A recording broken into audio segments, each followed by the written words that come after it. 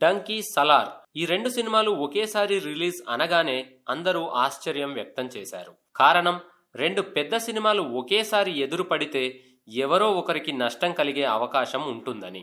మరి ఈ పోటీలో నష్టపోతోంది ఎవరు, లాభపడుతుంది ఎవరు ఇప్పుడు చూద్దాం. మొన్నటి వరకు షారూఖ్ ఖాన్ అంటే మునిగిపోతున్న బాలీవుడ్ నావను మళ్లీ పైకి లేపిన హీరోగా గొప్పగా చెప్పేవారు.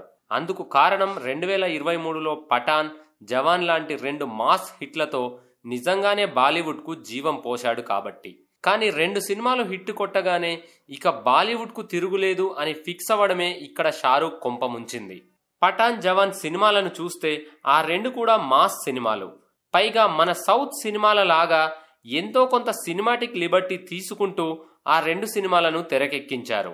గట్టిగా చెప్పాలంటే సౌత్ సినిమాలను కాపీ కొట్టి తీసినట్టే ఉంటాయి. పైగా అందులో జవాన్ డైరెక్టర్ ఆట్లీ సౌత్ కు చెందిన డైరెక్టరే.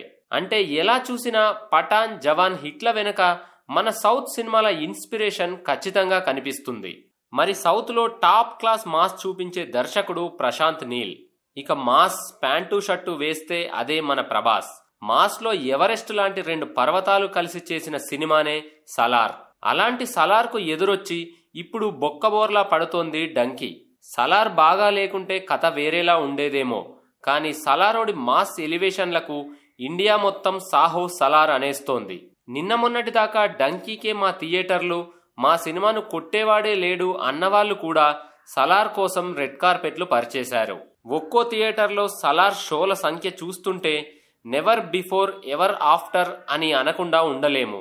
ఇక వరుసగా 4 రోజులు హాలిడేస్ కూడా సలార్ కు గట్టిగా కలిసొచ్చే అంశమే. డంకీ ఫస్ట్ డే కలెక్షన్స్ చూస్తే వరల్డ్ వైడ్ గా సుమారు 30 నుండి 33 కోట్ల వరకు ఉన్నాయని తెలుస్తోంది. ఇక సలార్ విషయానికి వస్తే అది అడ్వాన్స్ బుకింగ్ జోరును చూస్తే మొదటి రోజు కలెక్షన్స్ ఎంత లేకున్నా 90 నుంచి 100 కోట్లకు పైనే ఉండే అవకాశం కనిపిస్తోంది. అంటే డంకీ కలెక్షన్లకు సుమారు 3 వంతులు ఎక్కువ అన్నమాట. ఏదేమైనా ప్రభాస్ కు కరెక్ట్ మాస్ సినిమా పడితే అతన్ని కొట్టేవాడు ఇండియాలోనే లేడు అని మరొకసారి రుజువు అవుతుంది. రేపు క్లియర్ గా లెక్కలతో సహా అది రుజువవుతోంది, రాసి పెట్టుకోండి. ఇక బాలీవుడ్ కి ఎంతో కొంత ఊపిరి ఇచ్చిన షారూఖ్ ఖాన్ సలార్ తో పోటీపడి అనవసరంగా డంకీని బలి చేశాడేమో అనిపిస్తోంది. ఎందుకంటే ఎప్పుడైనా క్లాస్ సినిమా మాస్ సినిమాతో పోటీ పడ్డప్పుడు విజయం మాస్ సినిమాదే అవుతుంది.